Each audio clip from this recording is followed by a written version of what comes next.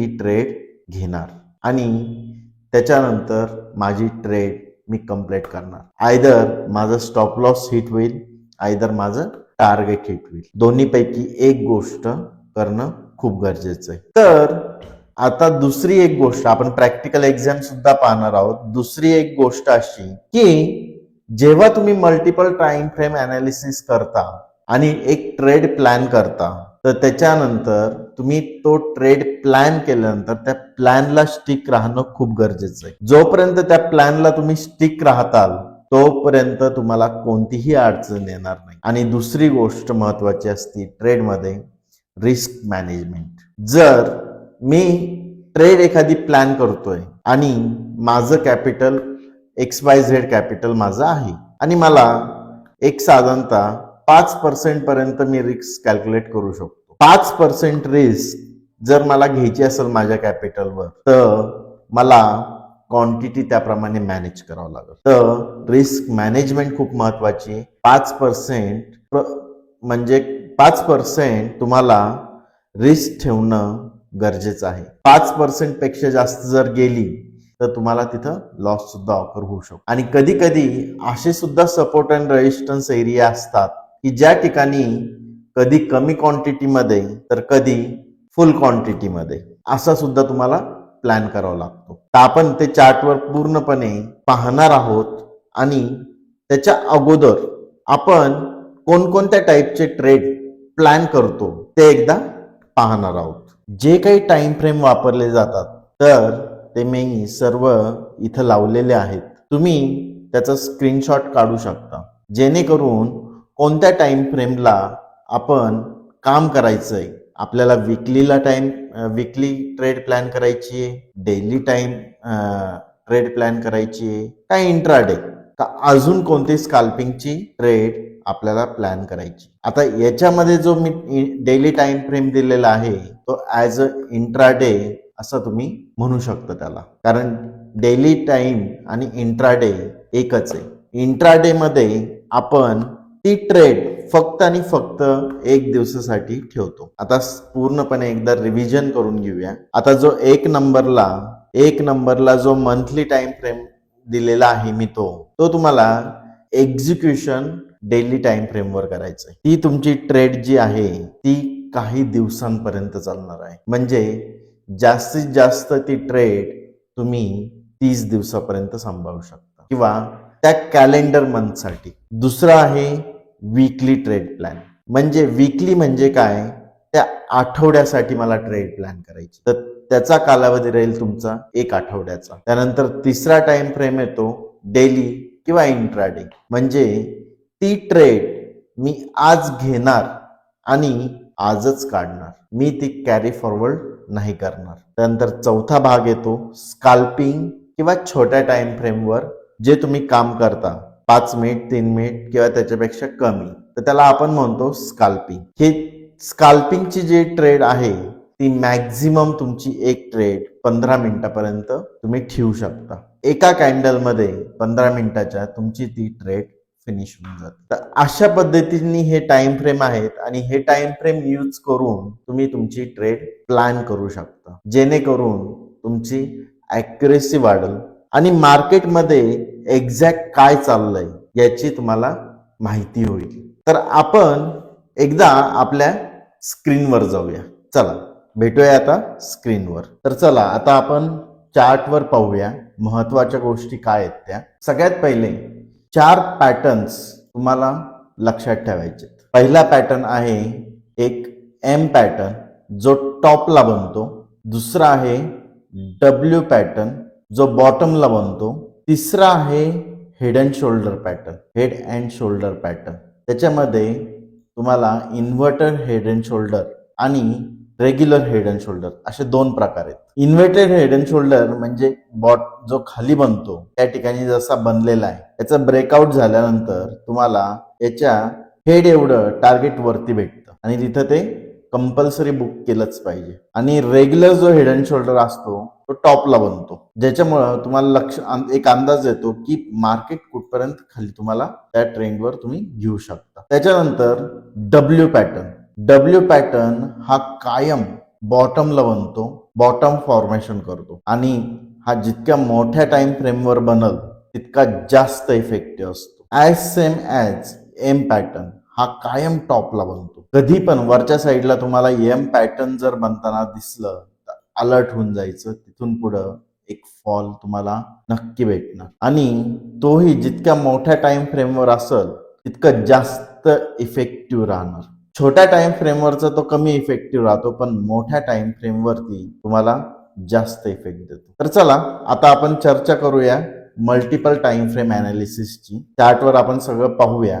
तर सर्वात पहिले आपण मंथली टाइम फ्रेम अनालिसिस पाहणार आहोत. मंथली टाइम फ्रेम अनालिसिस जर आपल्याला करायचं असेल तर आपण इनिशियल जो टाइम फ्रेम वापरतो, जो मोठ्या टाइम फ्रेम असतो तो मंथलीचा असतो. मग आपण ह्या ठिकाणी काय करतो, सगळ्यात पहिले मंथलीवर एक सपोर्ट अँड रेजिस्टन्स मार्क करून घेतो. आता हा रेजिस्टन्स मी का मार्क केला, तर कारण इथून एक डाऊनफॉल चालू झालेला आहे. मंथलीवर आपल्याला डाऊनफॉलची प्राइस ऍक्शन दिसत नाहीये, पण एक लास्ट स्विंग याच्यावरती आणि याचा लो तोडल्यानंतर परत तिथं रिटेस्ट केलता आणि कंटिन्युएशन मध्ये चाललेला आहे. जर तुम्ही त्याला असं पाहिलं, इथून प्राइस इथपर्यंत पडली, वरती आली आणि ह्याच एरियाला त्यांनी रिटेस्ट केलं आणि परत कंटिन्यू मध्ये चालली. तर त्याच्यामुळं ही जी प्राइस ऍक्शन मला इथं दिसली त्याला एक अनुसरून मी हा एक रेजिस्टन्स एरिया तयार केला. म्हणजे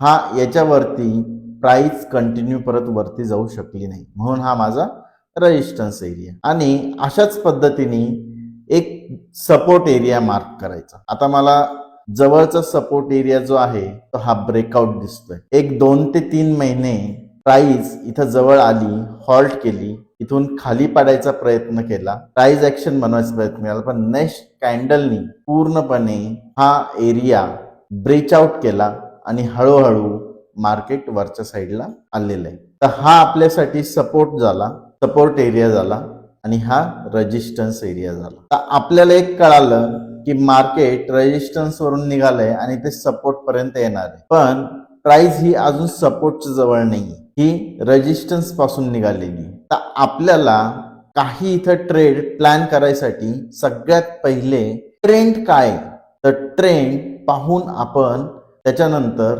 जो काही टाइम फ्रेम असेल एक्झिक्युशनचा त्या टाइम फ्रेमवर जाऊन आपण एक सपोर्ट अँड रेजिस्टन्स मार्क करतो. चला आपण आता ट्रेंड पाहू.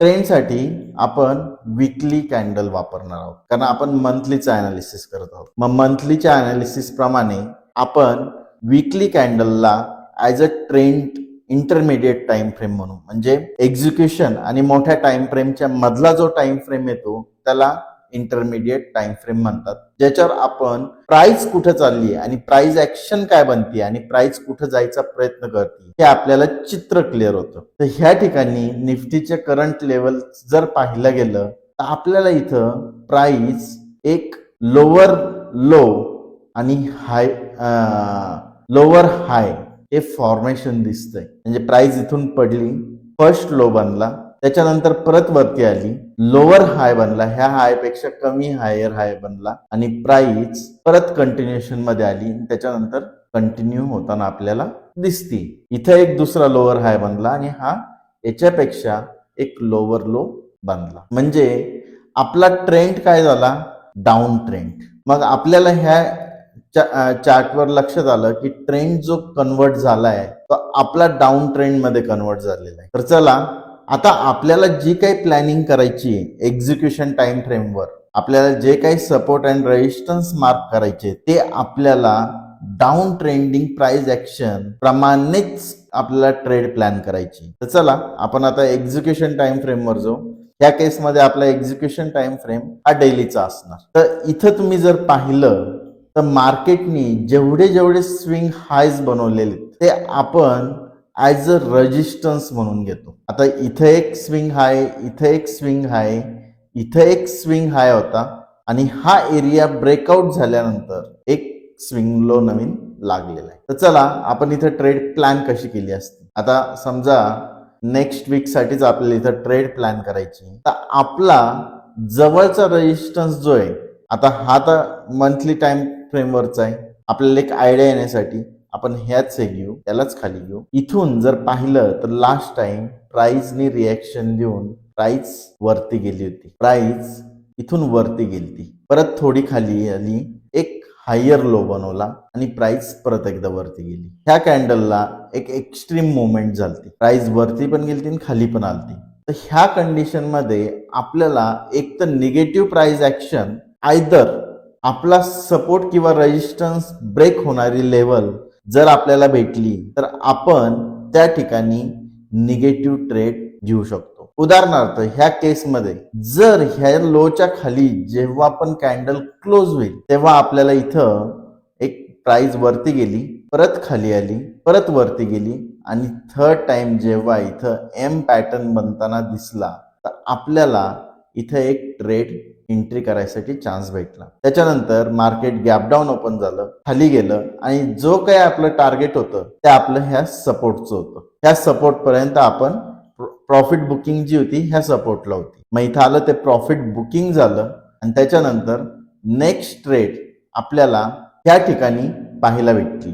आज आता जे क्लोजिंग झालेलं आहे इथं आपल्याला प्राइस वरती गेली, परत खाली पडली, हायर लो बनवला. त्या ठिकाणी असं वाटलं होतं की हा एक डब्ल्यू पॅटर्न फॉर्मेशन कदाचित होऊ शकतो, पण इथं डब्ल्यू पॅटर्न फॉर्मेशन नव्हता, एम पॅटर्न फॉर्मेशन झालं. प्राइस पडली, वरती गेली, परत खाली आली, वरती जाऊन परत हा लो जी आहे लो तोडून प्राइस खाली आज क्लोज झालेली. म्हणजे आपल्याला ह्या ठिकाणी ट्रेड घेऊन याच्यावरती एक स्टॉप लॉस टाकून एक ट्रेड कंटिन्युएशन मध्ये चालू शकतो. म्हणजे हे झालं पोझिशनल.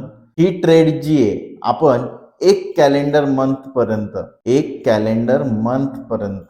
कॅरी करू शकतो, त्याच्यापेक्षा जास्त नाही. म्हणजे आपण एक महिन्यासाठी जी ट्रेड प्लॅन करायची ती इथं ट्रेड प्लॅन केलेली. तसंच आता आपण परत एकदा वीकली ट्रेड प्लॅन करू जी एक आठवड्यासाठी आपल्याला राहील. वीकली टाइम फ्रेम साठी आपण हायर टाइम फ्रेम वीकली घेणार आहोत. त्याच्यानंतर इथं आपण जे सपोर्ट अँड रेजिस्टन्स जवळचे दिसतात ते मार्क करणार आहोत. ह्या कंडिशन मध्ये ह्या ठिकाणी एक सपोर्ट होता, हा सपोर्ट मार्केटने ब्रेक केला, हॉल्ट केलं, रिटेस्ट केला आणि आता हे कंटिन्यू होतंय म्हणजे मार्केट एक डाऊन ट्रेंडिंग कंटिन्युएशन दाखवतोय. रेजिस्टन्स मार्क करू. ह्या ठिकाणी रेजिस्टन्स होता, हा रेजिस्टन्स एरिया होता, रेजिस्टन्सवर आला आणि प्राइस खाली आली आणि हे कंटिन्युएशन झालं. आता हा तर ब्रेक झालेला आहे सपोर्ट. आता नेक्स्ट सपोर्ट मार्क करणं गरजेचं आहे. तर आपल्याला इथं जे वीकली टाइम फ्रेमवर नेक्स्ट सपोर्ट जर कुठं दिसतोय, प्राइस इथपर्यंत खाली येऊन गेली, म्हणजे नेक्स्ट सपोर्ट कदाचित आपला हा गॅप एरिया जो पेंडिंग होता, मार्केट लास्ट टाइम इथून पडलं होतं, इथं वरती येऊन डायरेक्ट गॅप अप ओपन होऊन ह्या एरियाजवळ सेकंड वीक मध्ये कंटिन्युएशन मध्ये वरती गेलं. मग मला हा एक support area weekly time frame वर दिसतोय. आता मी डेली टाइम फ्रेम वर ट्रेंड चेक करणार. डेली टाइम फ्रेम वर ट्रेंड चेक करताना मला इथं ट्रेंड हा कंपल्सरी कन्वर्ट झालेला दिसतोय. हा डाऊन ट्रेंड होता, काही दिवसासाठी अप ट्रेंड मध्ये कन्वर्ट झालं, हॉल्ट केलं आणि ट्रेंड परत एकदा कंटिन्यू झाला आणि हा आता याच्या खाली एक कंटिन्युएशन मध्ये चालू आहे.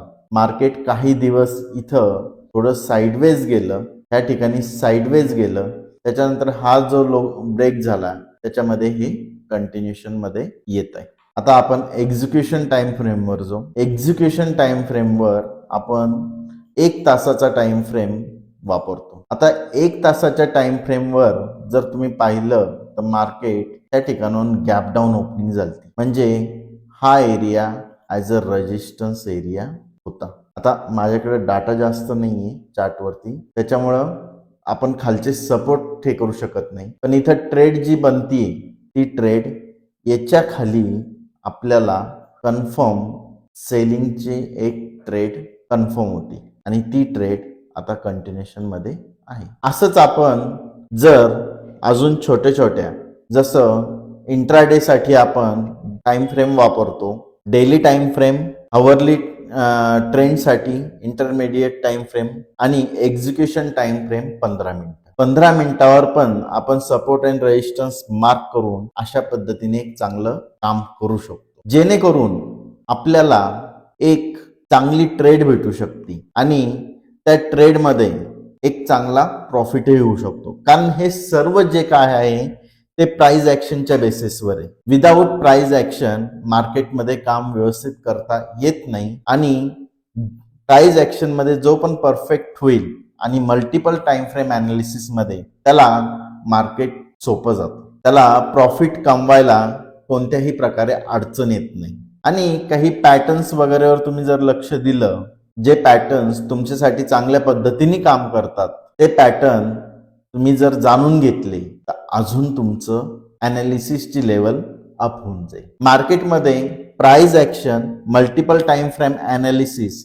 त्या दोन गोष्टींचा जरी स्टडी तुम्ही प्रॉपर केला तरीही तुमचं ट्रेडिंग मध्ये एक चांगली सुधारणा होईल. हा व्हिडिओ जे लोकांना प्राइस ऍक्शन समजती पण मल्टिपल टाइम फ्रेम अनालिसिस कसं केलं पाहिजे हे समजत नाही आणि जे नवीन मार्केटमध्ये येऊ राहिले त्यांच्यासाठी हा व्हिडिओ आहे. तुम्हाला हा व्हिडिओ जर आवडला असेल तर चॅनलला सबस्क्राईब नक्की करा आणि एक व्हिडिओला लाईक नक्की द्या आणि इथून पुढचे व्हिडिओ पाहण्यासाठी बेल आयकॉनला सुद्धा प्रेस करा. धन्यवाद.